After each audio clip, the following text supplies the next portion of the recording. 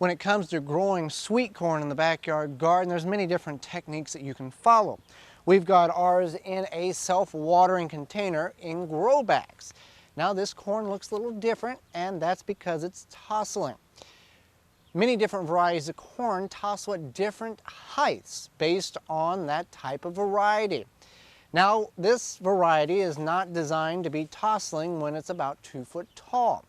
It's a bantam variety, and there's a couple of different reasons why this may be taking place. One can be if the plant is extremely stressed. Now we've got 8 plants here and a total of 4, half of the crop here, tasseling. The other reasons could be a nutrients deficiency. Now there are some discoloring of leaves. We have been trying to feed this corn a regimen of good, rich, organic nitrogen because the corn is a very heavy feeder. This corn is not taken to that, which is not necessarily our fault or the corn's fault. Different corn requires different level of nutrients or nitrogen to grow.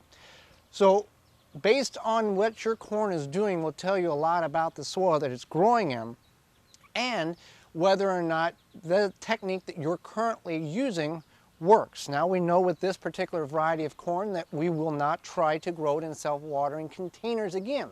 We will put it in the ground next year to grow it that way in a bed that's been properly maintained with the amount of nutrients that's required.